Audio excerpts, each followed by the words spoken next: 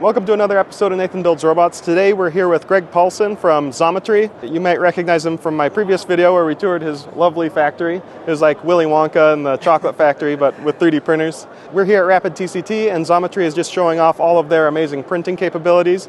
And I just want to know, what do you have here on display today? Take a step back really quick. So Xometry is a digital manufacturing marketplace. We actually are able to extend out to a vast network of manufacturing suppliers, and for customers are able to access that all in one website, Xometry.com, and we also have CAD add-ins and other tools to help you on the design phase, and basically choose between 19 manufacturing processes. Wow. In the 3D printing realm, right now we're offering 8 additive manufacturing processes, so we have 6 polymer and 2 metals. So for example, in metals, I have my direct metal laser sintering. That's like powder bed going down, laser hitting that metal, growing your parts from bottom to the top. This one right here is actually binder jet metal. So a different way where it has a green stage where you're actually glue binding together that metal, and then you make a green part, goes through post-furnace to curing stage. And then we have the other ones like powder bed processes for plastic, filament-based FDM, resin-based, so stereolithography or carbon digital light synthesis. So we have in each one of these umbrellas of additive manufacturing, we have dozens of material options, color options, finishes,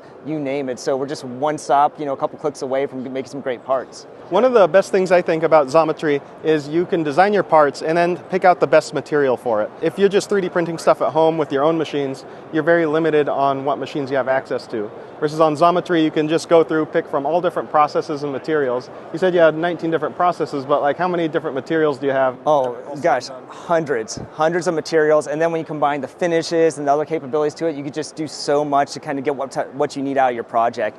And I mean, we're using real engineered materials. And I think what's really nice is, if you have one machine and one process, it's kind of like with that saying, when you're a hammer, everything looks like a nail. So you're always trying to fit, what can I do with my machine?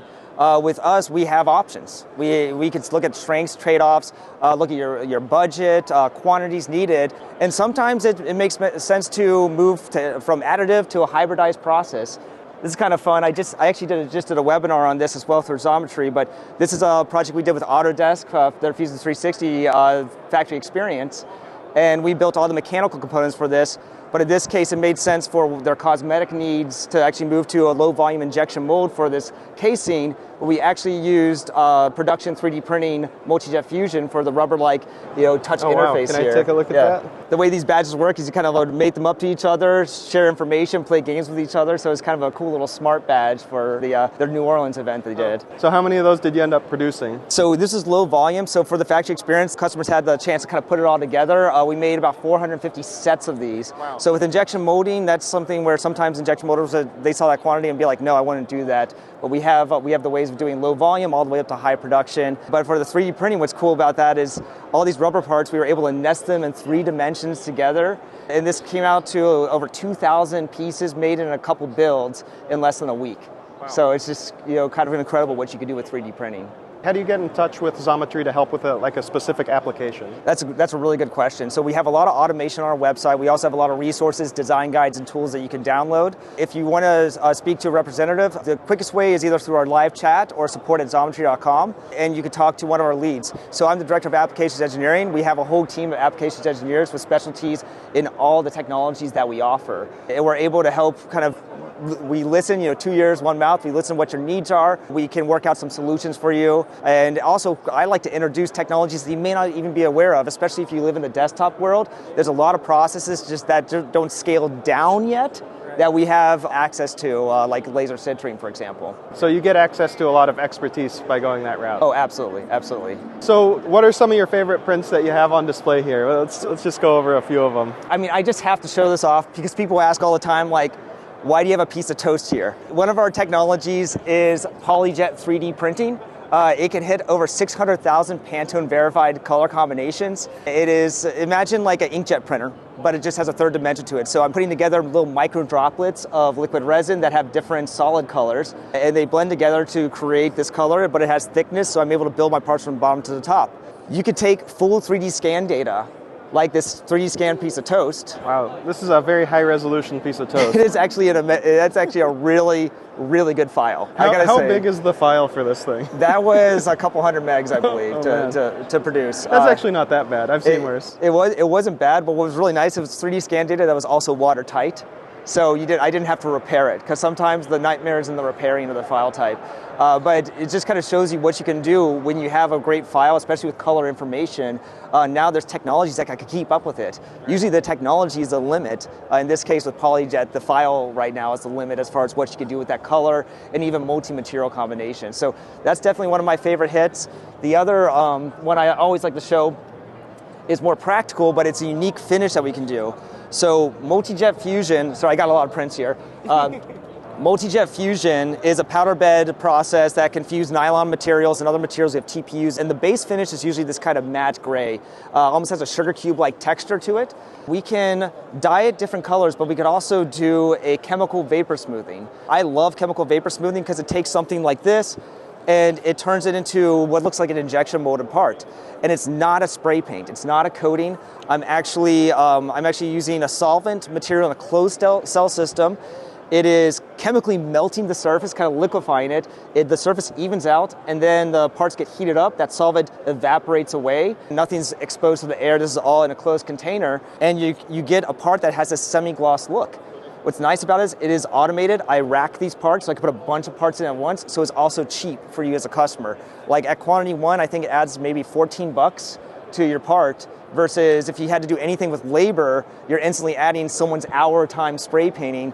So I can actually scale with this, and the pricing amortizes down as you add through. So when you move into production, it's also a great way to get injection mold quality parts with the 3D printing without moving to molding. And that's a really cool machine. I had the opportunity to look at it when we were visiting the factory. However, it's not super interesting from the outside. It's just it looks like a freezer, you know, like a black freezer on the outside. But yeah, on the what happens on the inside is just very, very cool. And what I like about it too is that it is closed cell, so we're not worried about fumes or anything. So even if you were doing something with like say you had an ABS and you're using acetone, right? That's flammable, smelly, and it's dangerous. Yeah. And so when we're doing this in an industrial setting, like safety is really important, and also consistency. Like these ones we actually tune out based on the materials and the size and the geometries that we're using as well. There's a lot of videos online of people doing kind of DIY vapor smoothing, but you're not going to get the level of consistency you get with a professional machine. And also nylon materials can take a bath in acetone all day long and not react. This is much more chemical resistant than most like ABS or like desktop materials. So even being able to do this type of finish is a miracle in itself. What's your favorite process if you had to pick? Like SLS, FDM, some of these metal things? So yeah, I mean, so first off, there's parts I love where we build these super complex parts in metal, for example. But I'm actually, one of my goals in life is to bring additive manufacturing to the masses. So I love anything that I can commoditize. It's like, what can I build high mix, like, so maybe one part many, many times, or many, many different parts all in one build? How can I make it less expensive for you as a customer and more accessible? And what gives me material properties that can actually fit in a practical sense? They're not going to break on me. I was spoiled. In 2007, I was exposed to selective laser sintering, which is a technology that allows you to 3D nest parts and build them from bottom to top in a really nice, robust material, these nylon materials. So I've always been a fan of that because it's super, super accessible from a price standpoint, and it has throughput that really works even when you're scaling up. Multi-jet fusion falls in that bill as well, and there's some technologies even here at the show at RAPID that I'm really interested in, where I can either make many of one thing or make a bunch of different things, and you still have the ability to do low price point, high amount of nesting. I love nesting in the Z direction, just floating parts. You don't need support structures. There's a lot of benefits there. Yeah, it cuts down on post-processing and gets rid of those surface defects that are caused by the supports. Absolutely, and that's one of the biggest things is, and it just gives accessibility. Like I said, these are usually industrial. There's definitely some SLS machines that are getting more approachable for the price point, but for me, it's all about bringing access to anybody who is dangerous enough to design can also access, manufacturing through Xometry or in other services. All right, so I want to thank Greg for showing us around his booth today. Xometry is an awesome service, and if you're needing some of these advanced processes, you should consider checking them out. I'll leave a link in the description below. All right, thank you, Greg. Thanks, Nathan. Thanks so much. All right. Good seeing you. See ya. We're doing this live, guys. We're doing this live.